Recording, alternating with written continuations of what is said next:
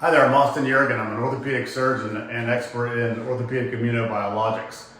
And I wanted to tell you today that a quarter of our population here in the United States has arthritis. It's extremely common and extremely debilitating, costs our country billions of dollars in lost wages and lost time at work. Not to mention the pain that patients suffer with on a daily basis.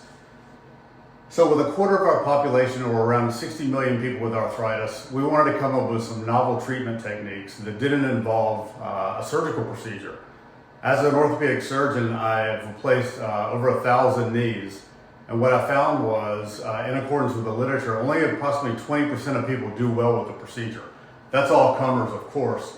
And patients who are generally older and have lower demand typically do better with that procedure. That's not the patients that we're trying to help. If you need to have a total joint replacement, we'll find you the best surgeon to do the procedure, whether you want it done locally, whether you want it done in the state, somewhere else in the world. We'll get you there if you need to have that done. But what our goal is to preserve your native knee and allow you to continue your recreational vocational pursuits well into your 70s, even your 80s. And for me, because I've got bow legs, I've always been concerned that I would develop arthritis. And to explain that a little bit, I'm going to tell you about how arthritis starts. It's actually a gravitationally based disease when we're talking about osteoarthritis. Inflammatory arthritis is a totally separate component. That's when your body's immune system goes after your own tissues, causes inflammation, and also can cause arthritis. There are great treatments for that too. They're called biologics. They're usually given by infusion, but that's not what we're here to talk about. We're here to talk today about mechanical arthritis. So what happens is, depending on what your lower extremity alignment is in the coronal plane, which is this way, and I'll stand with my feet together touching both of my ankles. Do you see how I have a space here between my knees? That shouldn't be there. Ideally, my knees would go down and then out 7.6 degrees. That's called a physiologic valgus alignment. Most of the patients that we see and treat have arthritis in the inside part of the knee or the outside part. That's called unicompartmental arthritis. Typically, patients who have arthritis in all three compartments are not candidates for our procedure. The ideal candidate is someone who has, hopefully, medial compartment only arthritis or lateral compartment only arthritis. The unfortunate part about lateral compartment arthritis is that the underside of the kneecap tends to wear out and it's harder to treat. The procedure doesn't usually last quite as long as the inside of the knee. So if you look at this poster here, I like it because it explains exactly what happens. Over your lifetime, if you have varus alignment or bow legs like I have, and you draw a line from the middle of your hip to the middle of your ankle, that's your weight-bearing mechanical axis. So every day when you take a step down, that's where your weight's going, right through this inside part of the knee. The way that the knee is shaped, it's by condylar design, so you have this convexity going into this concavity, and because your bow leg, your weight-bearing mechanical axis is on this side of the joint, shielding this outside compartment, which remains virgin for most of your life. This side takes all the beating. While this side's being loaded here because of your mechanical axis, the body's response to that overload on the concave side is to make more bone, more bone, more bone to try to adapt to that load it's receiving. Unfortunately, that changes the elasticity in the bone, which is known as Young's modulus. That's stiff. Then the convexity is coming into this stiff side. It gets the load directly back like a pool ball, causing this side to also become stiff and stiff and stiffer. Then you've got two stiff pieces of concrete coming together that crush this blue layer of soft tissue that caps the ends of the bone. That's the articular cartilage, and that's what we're concerned about. The bone getting stiff underneath the cartilage is the rate limiting step for arthritis to develop. If you don't develop stiffness underneath this bone, you will not develop arthritis. And that's the genesis of our procedure. Because arthritis starts with the subcondylar bone, that's where we want to treat it. We start off by putting patients into some orthotics that have a heel wedge and a longitudinal arch support that provides a shift in the mechanical axis away from the overloaded compartment towards the virgin compartment, shielding the subchondral bone. Most of the time, patients have progressed too far for that to be enough of a treatment for them. The next thing we try is an unloader brace. It always goes sequentially like this. Nobody indicates themselves the first day for an immunobiologic procedure. The unloader brace is custom fit to you. Your insurance typically pays for it. You can buy it off the shelf for approximately $1,000. Snaps on easily. The way it works is the straps go around the back. Whenever you take a step down, rather than loading that inside part of your knee, it shifts the load to the outside part where it's not worn down. So if that doesn't work, at 3 to 6 weeks, we'll take the next step and recommend either platelet-rich plasma or bone marrow concentrate. Let me explain the difference. Platelet-rich plasma is when we take peripheral blood, spin it down, take the platelets out and separate them from the red cells. We don't want the red cells, they're inflammatory.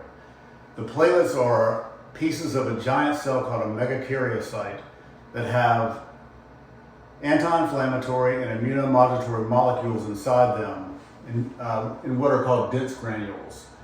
Those have to be lysed open with calcium chloride for the procedure to have really any effect. And I think that's probably a step that most orthopedic surgeons and people practicing PRP don't really understand. So once we have that platelet lysate, then we take the plasma that's left, cross that with hyaluronic acid, and put it across a nanofilter with a 55 kilodalton pore size to concentrate it down and act as a scaffold for the platelets that we transfer to the knee joint. That generally lasts anywhere from 1 year to 1.5 years. Sometimes it lasts 3 years, sometimes it only lasts a year. It's not covered by insurance, but it does give you at least 1.5 years of relief, during which time it's combating this pro-inflammatory storm that's been going on in the knee because of all the little tiny particles that have been released with the overload. If we're going for a more definitive treatment that we expect to last anywhere from 2 to 5 years plus, then we're more likely to consider the bone marrow concentrate. It's a little bit more involved, but I'm going to explain how it works to you right now. Okay, so if we're going to try to definitively treat somebody who's got varus unicompartmental arthritis, let me just go through what we do. Patients are typically consciously sedated, and I think most people would say that they have a pleasurable time during the experience, believe it or not. The comment that I often get is, that looks like it should hurt a lot more than it does. So what we do initially is patients come in, we confirm the operative side, and typically we like to harvest from a side different than they sleep on. So say for instance, this patient wants us to harvest the bone marrow concentrate, which is also what some people refer to as stem cells or signaling cells. I don't like those terms, I think they're misleading. If you look at the pelvis, there's a thickened pyramid right here that comes directly off of the acetabulum.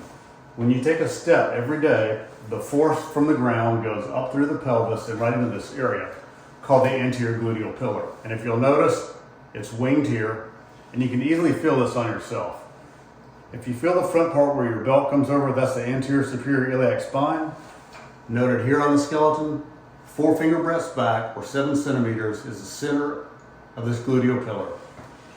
The first thing we do is get local anesthesia with a combination of Marcaine and lidocaine. We numb up the skin, subcutaneous tissues, and a pepper-thin layer over the bone called periosteum. And after that point, it's essentially bloodless and painless.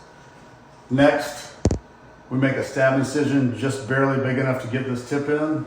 Feel the inside, the outside of the pelvic rim, and then drop this directly in the center of the anterior gluteal pillar.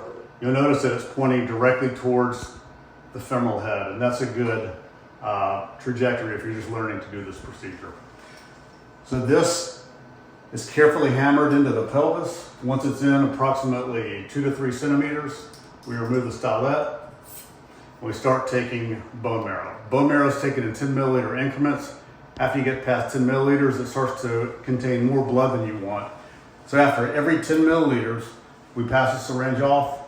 It goes into a device. Then we turn the tip, either put it in further or out further And you can see the ends, it's fenestrated and open on the end. We also have an obturator that goes in and obstructs the end so we can just pull from the sides. That gives us the highest cell count. We perform cell counts on all of our patients. Once we have the product, we take approximately a fifth of a Coke can, put that into the cell processor. It goes for a soft spin. That eliminates the red cells, leaves us with all the nucleated cells from the pelvis, and that includes the hematopoietic stem cells, mesenchymal stem cells, lymphocytes, macrophages, all of the nucleated cells inside the pelvis, which are needed for healing. We also harvest a final syringe. We also harvest a final syringe from the pelvis that we use in a device called a thrombinator to harvest thrombin or factor II, which is a member of the clotting cascade, and we use that to construct the scaffold when we inject the bone marrow concentrate into the subchondral bone here.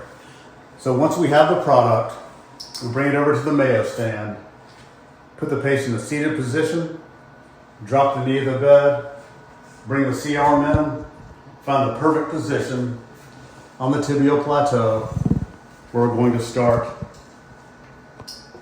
with our device. The same procedure is carried out with a local anesthetic. As you can see here, this is the insertion of the hamstring tendons. Here's the insertion of the patellar tendon. The point you want to go at is right here, just lateral to the insertion of the semimembranosus. Your trajectory is up towards the medial plateau so that the Jamshidi needle approaches the tibial plateau through the bone so that it sits approximately in the mid portion here where this has been overloaded. The bone is stiff.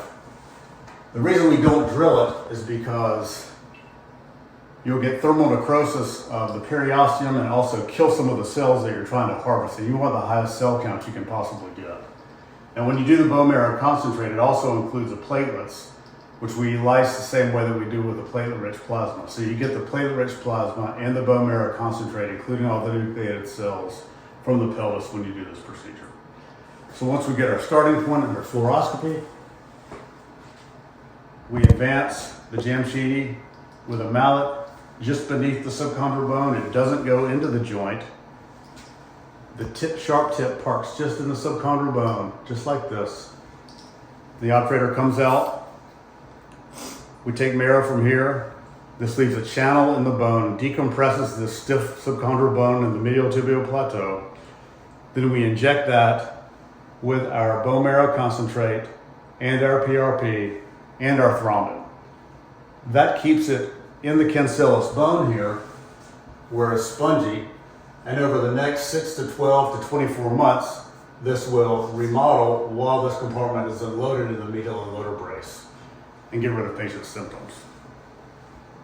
Once we have this in, we put the knee into full extension, bring the foot of the bed up, then we enter the knee with a standard syringe and needle, take the fluid out and exchange that with the bone marrow concentrate, just like we put into the subchondral bone, but without the thrombin. The thrombin being a serine protease that will dissolve the articular surface.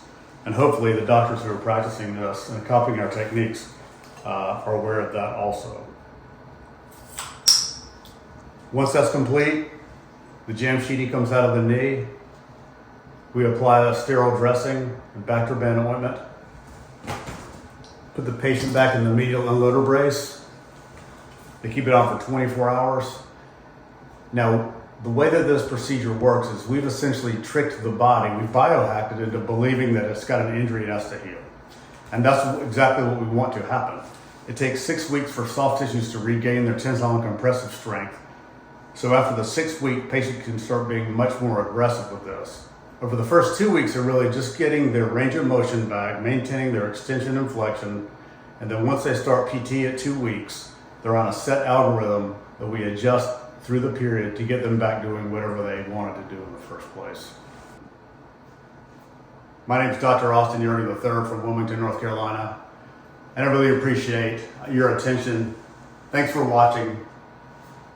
If you want to come down and visit us, feel free. Love to see you anytime at Carolina Joint Arthritis. We just want to help. And if we can, we want to. Help is available if you want it. So don't forget to like and subscribe because there'll be a lot more educational videos to come.